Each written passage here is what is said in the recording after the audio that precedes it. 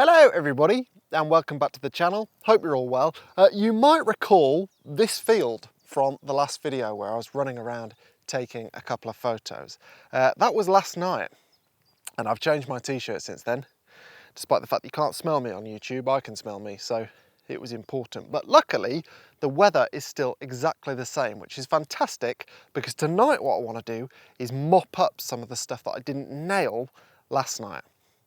These photos I'm happy with, but some of the other ones I don't think I was in the right place at the right time. And you might recall from that video, if you watched it, that I was pretending to shoot a roll of film, 36 photos, and subsequently I was running around like a lunatic trying to take those photos and didn't really work, I don't think. So tonight, fewer but better photos, hopefully. And I also want to talk a little bit about my Leica. Also, I said subsequently then. I think I meant consequently.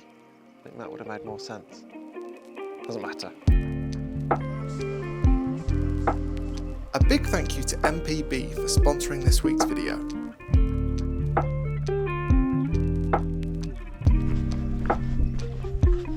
That's annoying. You may recall that this was the last spot in my previous video.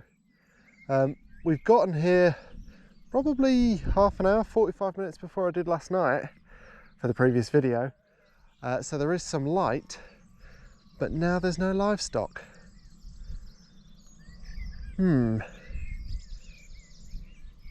That's frustrating. Not massively sure with the lack of livestock or any detail in the sky we're gaining anything by being here again. Oh, what a shame. Right, folks, last night I was here at, let me just check the timestamp, 8 minutes past 8. And there were some lines of light across the road down there, which I didn't really like. Tonight, I'm now here at 10 past 9, so an hour later, and they're gone. And I think it works much better. It's a much softer scene than it was, and I think that allows the elements of the scene to just shine a touch more. I know this isn't everyone's favourite time of year for photography, but I really like it. Pollen aside, and I am going to have to go home because I'm in bits. I really like that. I think it was well worth shooting it an hour later in the day. I think it's just a lot less complicated, much simpler, not having light bouncing around all over the place. So yes, that works very well for me, I think. It's the sort of photo I'll look at in the depths of winter and think, oh, isn't summer nice?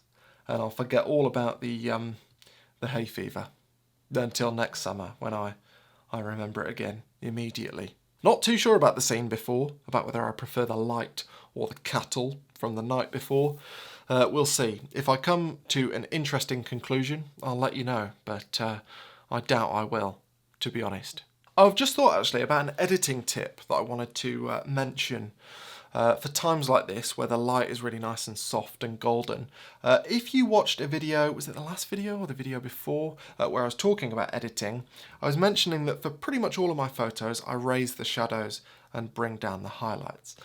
When the light is this soft though, what I prefer to do is prioritise raising the blacks as opposed to the shadows, because it gives a much softer look, because basically you take away the blackest of the blacks, and that I think complements the sort of soft glow. So yeah, just a quick little tip, do try it if you're shooting in golden conditions like this. I find it makes images look yeah, as I say, just a bit softer. Anyway, I was going to talk to you about my Leica, wasn't I? My Leica M11, which I bought 4-ish months ago. Since then, I have shot with it in Iceland, I've shot with it in the Middle East, I've shot with it in Italy, I've shot with it in Ireland, and I've shot with it lots here at home in Wales too. And I have drawn some conclusions in that time. Now, I am a big fan of the concept of long-term testing. We live in a world, for better or worse, where people like me get invited to camera launches, and you basically go along and there's a presentation and then you have half an hour in a hotel conference room to play around with the camera and draw some conclusions from it.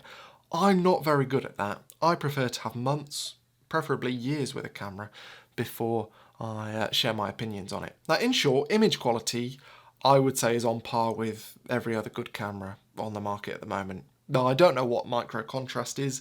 I don't know what Leica colours are. The image quality is great, but I'd say it's just as good as my Sonys, for instance, which are probably as good as the Nikons, which are probably as good as the Canons. I don't think there's much in it. But usability and engagement, those were the things that I wanted to test with this camera. And I think the manual focusing, the optical viewfinder, the fact that this camera basically strips back all the technology that makes other cameras feel more like computers than cameras, that's why I really wanted to buy this camera. Because I think people buy Leicas for one of two reasons. Either they love Leica, and they love having a Leica around their neck, they love shooting Leica, they love the build quality, they love the brand. Or like me, you're just sick of the modern offerings that give you AI autofocus and automatic focus stacking and pixel shifting and all this technology, which, as I've spoken about before, makes me feel like the camera's doing more of the work than I am.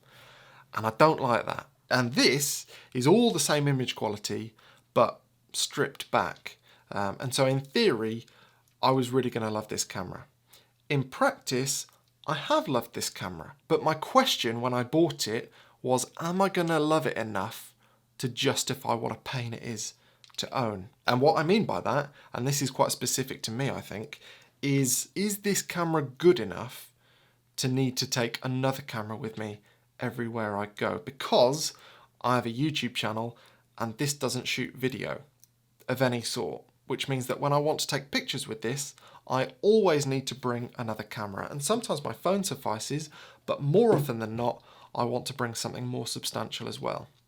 So as much as this is smaller than most modern cameras, I end up needing to take more stuff because I shoot with this. And so is it worth it?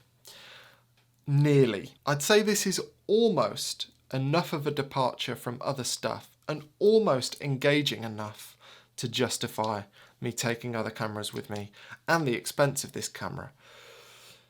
But yeah, not quite. And so I love this camera, I've really enjoyed using it, but yeah, I'm going to sell it because I don't think it's quite different enough to justify the pain in the neck that it is for me to shoot with. So yeah, I've been asked lots of questions about this camera over the past few months, and so I thought I'd give you an update because it's not going to be around anymore. And I'm looking forward to getting some of my money back. The camera doesn't owe me anything because of what I bought it for, what I'm going to sell it for, and also the fact that I've rented it out a couple of times over the past few months. So it's been quite nice to use a Leica for an extended period of time for basically a rental cost. So yeah, if you've not tried a Leica and you ever get the chance to, do absolutely, particularly if you don't shoot video. But if you do shoot video, be prepared for the fact that you're going to need to have another camera with you. And like I say, I knew that when I bought it, but I was intrigued to see.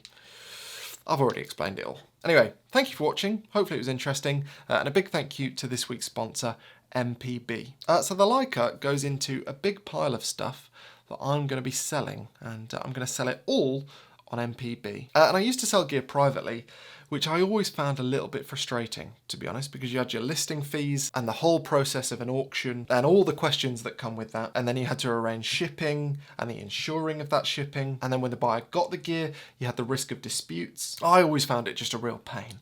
But with MPB, you go onto the website, you get a quote for your gear. Then if you're happy with that quote, they will arrange for a courier to come and collect your gear. And then once they receive it, they'll assess it and they'll confirm your quote. And again, if you're happy with that quote, they'll pay you really quickly. It's a fantastic service and so much smoother than selling the kit yourself. And it's also a great place to buy used camera gear too. They've got thousands of pieces of kit and you can save yourself lots of money by buying used, and all of it comes with a 6-month warranty. So yes, links in the description. Definitely check out MPB, and a big thank you to them for their continued support of this channel. Right, see you next time. Hay fever tablet. That's what I was going to go and do.